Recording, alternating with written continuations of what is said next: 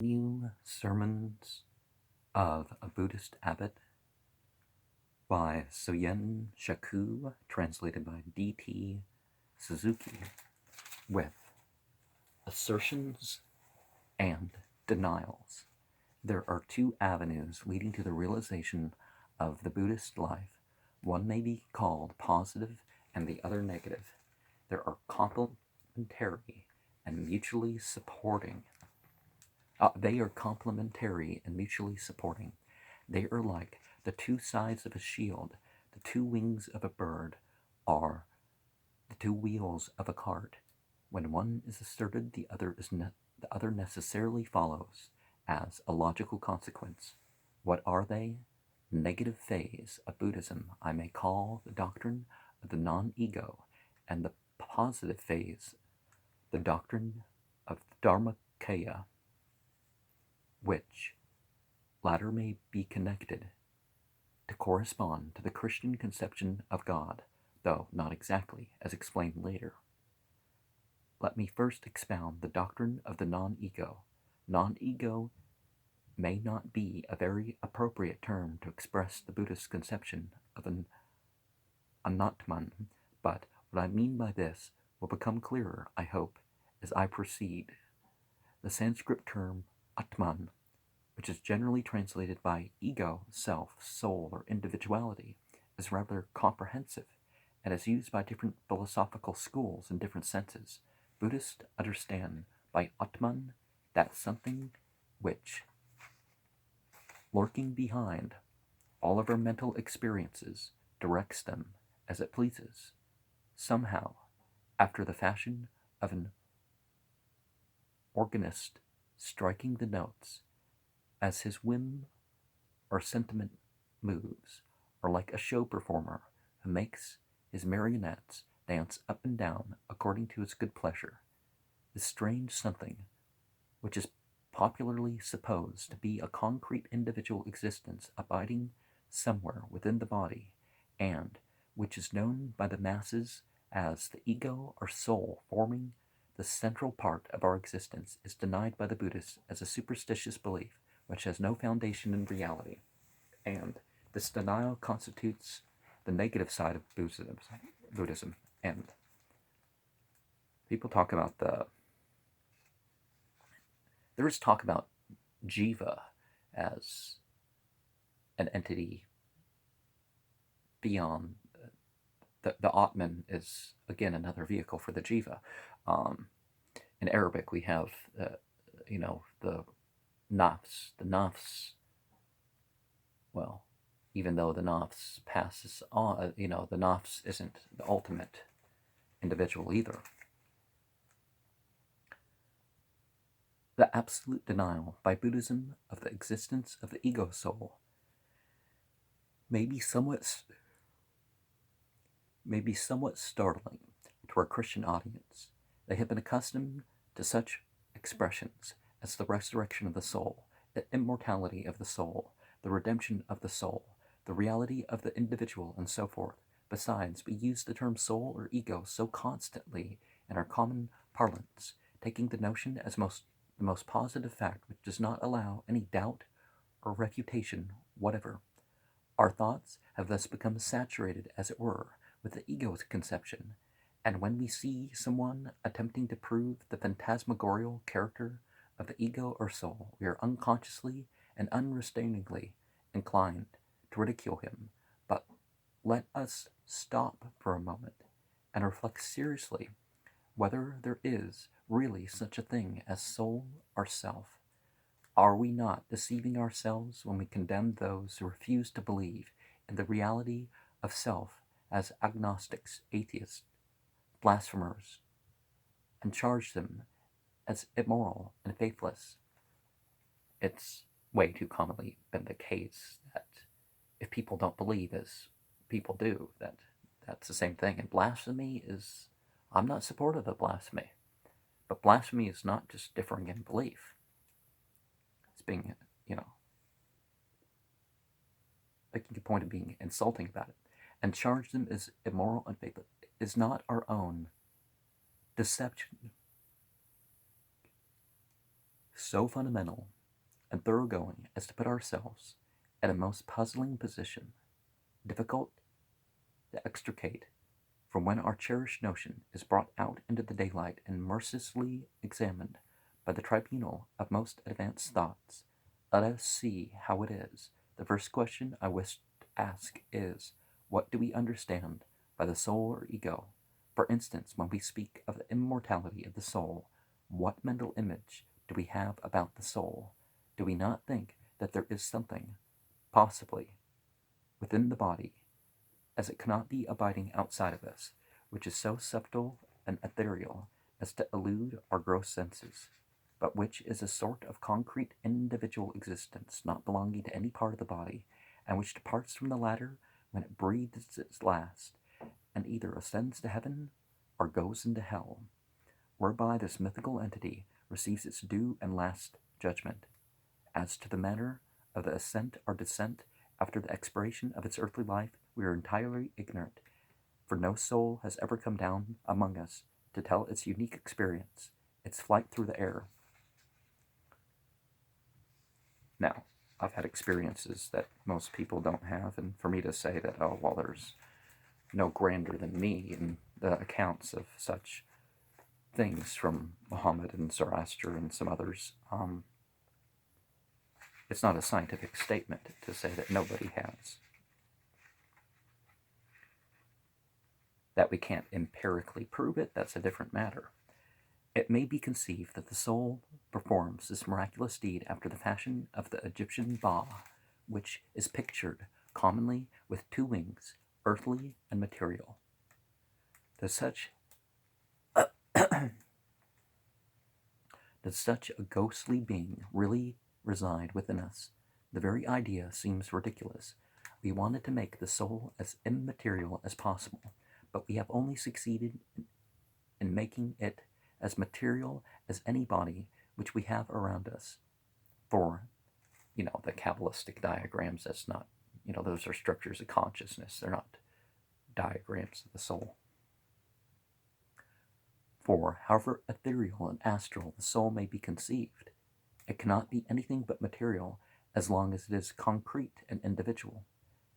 And for this reason, I can declare that those self-advertising spiritualists are no more, no less than crass materialists.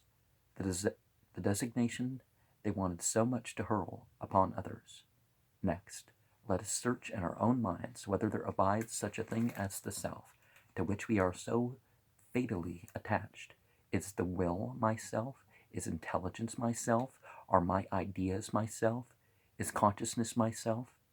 Are my numerous desires myself? My instincts, my judgment, my imagination, my experience, they are all myself in a sense, to be sure, but they are of such a nature as to be thoroughly simple, consistent, self-willing, and permanent, as we imagine the soul to be. Consciousness seems to be so, but there are not many occasions in our mental life when consciousness is altogether gone, and again are there not many cases of double or triple personality. In these cases, which consciousness shall I have to call my own real, permanent self or soul, which goes after my death to some unknown region. And again, every one of us is acquainted with the fact that when I was a child, I had a child consciousness, and that when I was a young man, I had a youth consciousness, and that when I have grown to full manhood, I have a man consciousness, and that when I am an old man, I shall have an old man consciousness. My personality is thus constantly changing, no case being the same. Which of these consciousnesses shall I call my real and true ego or soul, and wish its immortality? Of course, we have to admit that there is a unity of consciousness in our mental activities, but how fragile and inconsistent is this so-called unity? This is so not only in pathological cases, but in our normal condition. When I have an idea, I am the idea. When I have a desire, I am the desire. When I will, I am the will. For it is not warranted by experience to say that I have such and such thoughts or desires or impulses, but I am those thoughts or desires or impulses. I am constantly shifting from one thing to another, now a desire, now an idea, and so forth. However hard you may endeavor to catch this sort of wandering Jew, you will find it slippery, so evasive, so inconsistent, and finally you will have to give it up as wasting labor. All this is kind of what I've said about Buddhism being like the wheel. I'm not talking about the wheel of Dharma or something like that. I'm talking about the wheel in terms of, vehicles. All these things are vehicles. It's not us, and we're trying to look at this stuff and say, oh, look, that's us. Certainly our actions, perhaps, but are things that happen to us. A learned scholar was once very much troubled with the problem of the soul. He utterly lost peace of mind and spent many years in agony and vexation.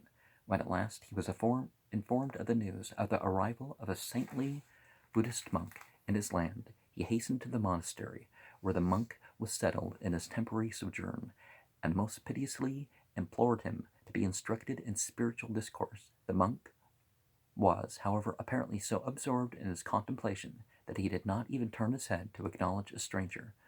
The scholar was not disappointed, however, and it is said that he stood at the same spot for a period of 7 days and nights. Finally he drew a sword, which carried in the belt, as was the fashion of the time, and cut off his own left arm, which he reverently presented to the inscrutable mystic, saying, "This is a token of my sincere desire to be instructed in your religion."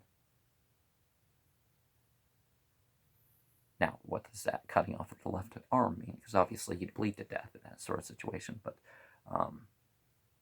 very likely bleed to death. There are people who survive. I missed seeing this person get their arm knocked off by the bus, and they died before the ambulance could reach them. But sometimes took that bus, so that's a warning right there. This is a token of my sincere desire to be instructed in your religion. I have been searching for my soul for so many years, and I am indescribably vexed in my spirit. Please be gracious enough to pacify my soul. And remember what I said in one of my Bhagavad Gita as it is lectures, that, that's about the desire for the soul. It's not even the desire for the jiva. That's not even really the soul. The entity. The Buddhist monk then slowly turned towards the supplicant and said, "Where is your soul? Bring it to me, and I will have it pacified." The scholar said, "The very trouble is that I cannot find it." The monk exclaimed, "Pacified is your soul." And it happened that upon hearing this, a sort of spiritual flashlight went across the mind of the scholar. A favorite parable used by Buddhists to illustrate the unreality of soul or self. I take these two meanings.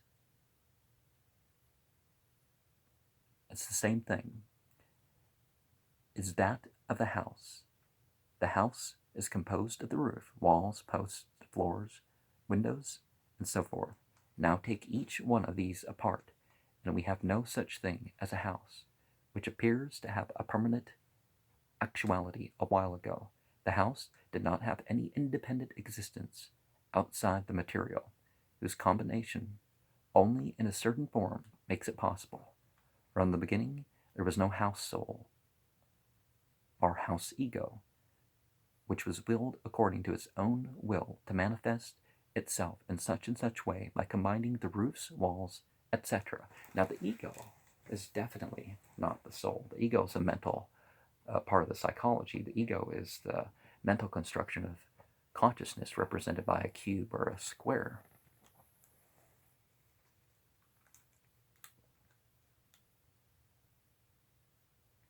The house came into existence only after all these component parts were brought together. If the house soul insisted I am a thing by itself, distinct from any of you, members of my being, and therefore I shall abide here forever, even when you, component parts, are disorganized. I will go up to heaven and enjoy my reward there. For I have sheltered so many worthy people under my roof, this soul would be the most appropriate object of laughter and derision. But are we not standing in a similar situation when we speak of our eternal self dwelling within us and departing after death in its heavenward course? One of the things that, if there is existence after the death of the body, we would have to perhaps say is that all these mental things that we put upon ourselves that maybe deluded us in one way or another, and that's why it's important to be scrupulously honest in everything, not even lying to make a joke, that, we want to know what we are before we die, don't we?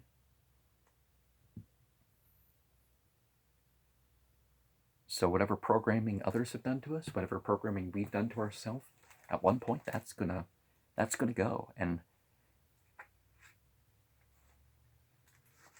we're gonna know, right? Or we're not gonna know, and that's it. But I don't believe that's it.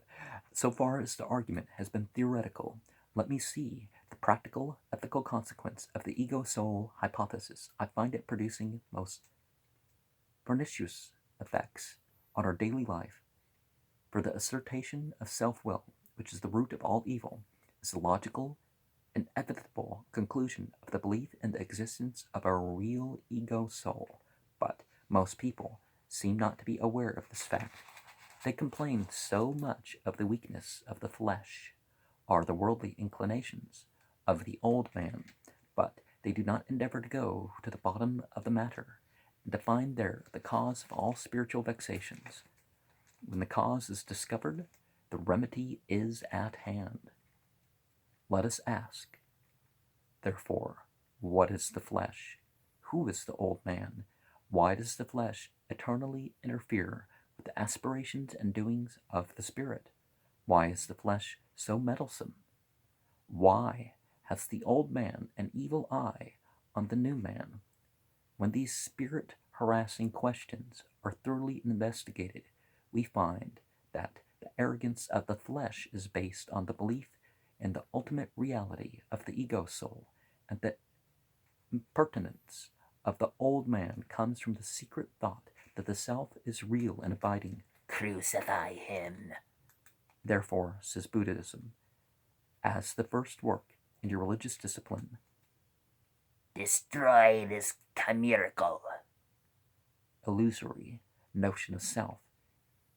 Get convinced of the truth that there is no such creature dwelling in the coziest corner of our minds.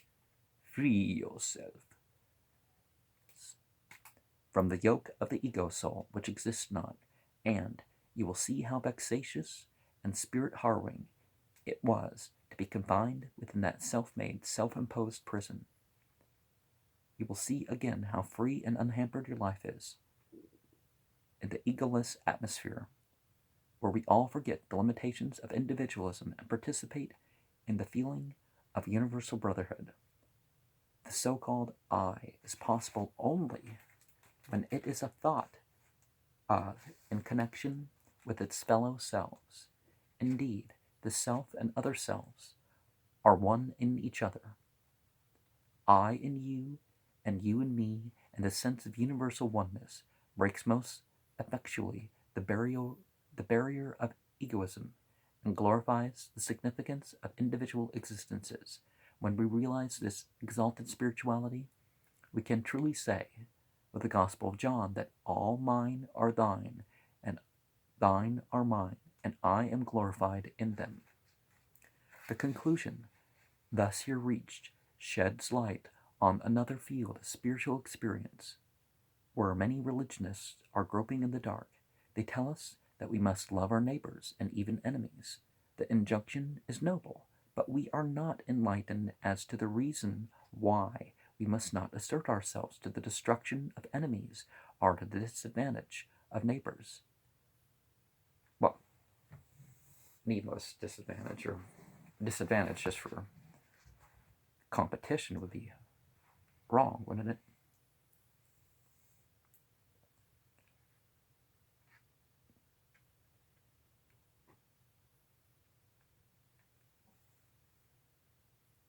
They simply insist that it is the command of a divine authority.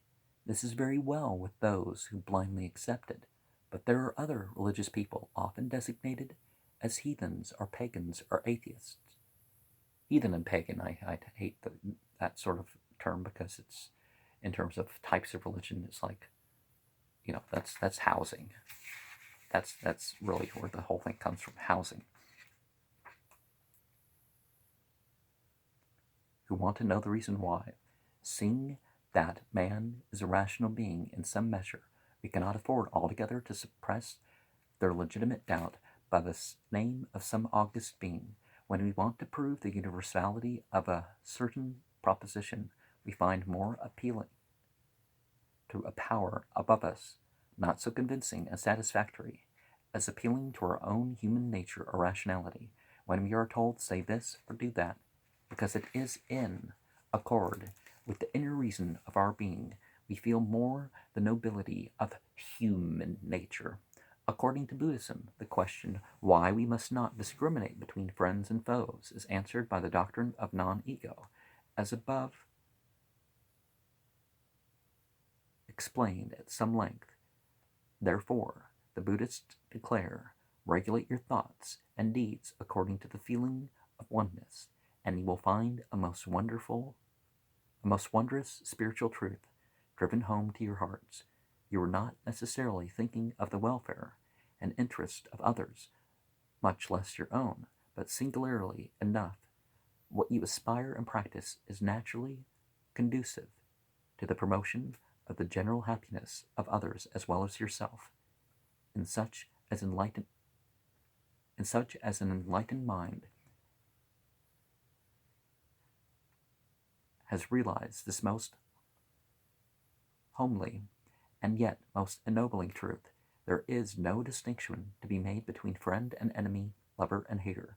He is filled with loving kindness and brotherly heartedness, and such a one is called by the Buddhist Bodhisattva, which translates to mean intelligence being, or one who has realized wisdom. Now, you can kind of reach this state without the, because you're always going to experience, you see, you're still an individual.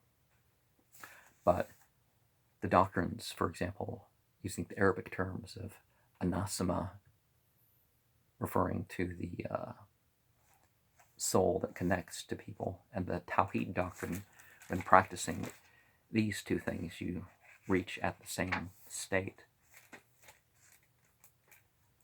At this point, we can turn to the positive phase of Buddhism and ask ourselves, what is the doctrine that supplements the theory of non-ego?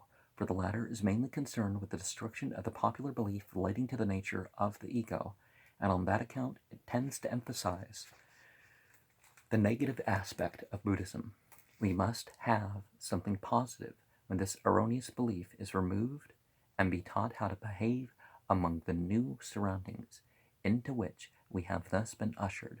Most people are exceedingly alarmed when they are told that the self or soul, which they cherished so fondly, is void in its nature and will overwhelm us with a multitude of questions. To answer all these, however, is not my present purpose, as it will require a volume to satisfy those anxious truth seekers. I wish only to say a few words here concerning the doctrine of Dharmakaya, which is the affirmative side of Buddhism. Dharmakaya is a Sanskrit term, and it is very difficult to find a good English equivalent for it. Dharma means doctrine, law, religion, righteousness, being, essence, norm, and such like, while Kaya means body, organized being, system, and so forth. So, sort of like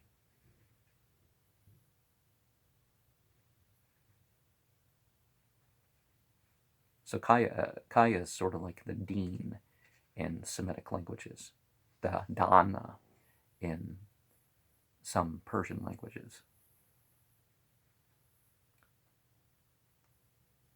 Dharmakaya, as a combined form of the two, may be rendered essence body, system of being, or totality of existence. Whichever way we may translate it, we may find it very inadequate to express all that is contained in the original.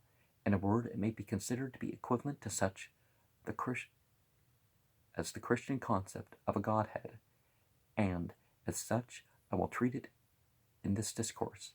The Dharmakaya, however, differs from the Christian God, perhaps in its most essential aspect. Of course, even among Christians, the God conception is subject to various interpretations, and the Buddhist notion of Dharmakaya, I venture to say, somewhat corresponds to the Johannine view of God. Intelligent Christians, I think, are well aware of the fact that the Gospel of John strikes quite an independent key among the synoptics. It predates by 4 centuries, being written about Bacchus, but philosophically speaking, it rings with the pantheistic note.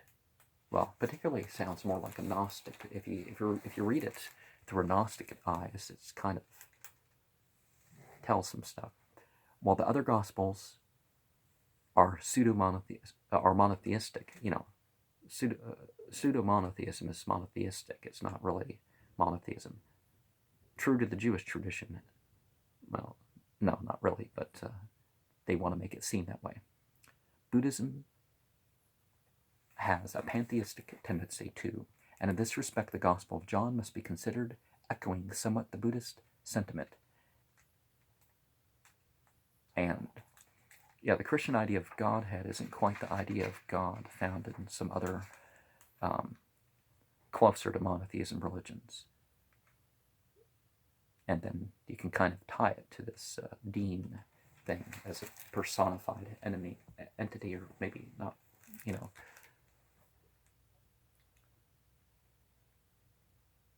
if you think of what the whole idea of Godhead represents. Buddhists do not think that God has any special abode, that his administration of this universe comes from a certain fixed center or headquarters, where he sits in his august throne, surrounded by angels and archangels and saints and pious spirits who have been admitted there through his grace. In short, the Buddhist God is not above us nor below us, but right in the midst of us. And if we want to see him face to face, we are able to find him in the lilies of the field, in the fowls of the air, and the murmuring mountain streams. We can trace his footsteps in the sea. We can follow him as he rides upon the storm. We can meet him in the bush. Indeed, whithersoever we may turn, we are sure to be greeted by the smiling countenance of the author of the universe, Elohim, walking in the garden, as you would have in the Bible. Who says then, it's not that the, in a physical sense of walking in the garden, not anywhere else, but who says then God is in heaven, in some unknown region where immortals are never allowed to venture in without a special permit?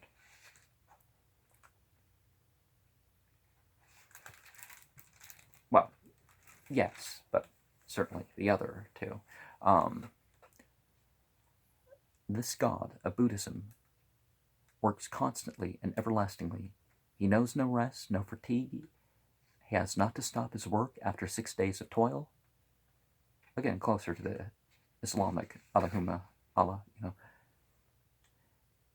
He does not resort to any special revelation in order to announce his existence to the world. He has no favored son to sacrifice for the sake of the sin, which the poor innocent child has no conception. On the other hand, the Buddhist God is able to turn the meanest creature in the world into the noblest figure in which his glory is manifest to its fullest extent. And that kind of sounds like Luciferianism, doesn't it? He can destroy this whole universe and raise it again in the twinkling of an eye. It is not being necessary for him to wait even for 3 days. His revelation is not an historical event, but it is happening every minute, and those who have eyes to see it, those who have ears to hear it. And to know the truth of this, it is only necessary to cleanse the heart of its egotistic impurities and defilements which have been accumulating by virtue of our subjective ignorance. When this fundamental purification is completed, we all, with unveiled face, reflecting as in a mirror of the glory of the Lord, are transformed into the same image from glory to glory. Again, we are glorified with the glory which has had with him before the world was. When we arrive at this exalted stage of spiritual enlightenment, Buddhism declares that we have attained nirvana. Most Christian critics have a very mistaken notion about the nature of nirvana, and this allusion is made with the view to clearing their minds. Supposing that I have made the Buddhist conception of God now somewhat intelligible to you, however broadly and sketchily, let me see what practical conclusion is drawn by the Buddhist from the above statement. And I may have, left out some of the dots of where we're probably seeing gaps in what was being said to make this book easier, I'm sure. If Buddhism teaches, as the Gospel of John declares, that the Father is in me and I am in him, and I am in him, are that I and my Father are one, the practical ethics of Buddhism is evident. It's to manifest the glory of God in all our conduct, in all our thoughts, in all our wishes and desires. Muslim in Aramea, Muslim in Aramaic, in Arabic. It is evident further that we are all one in God. His glory cannot be made manifest unless we break down the barrier of egoism, which is our ignorance and short-sightedness,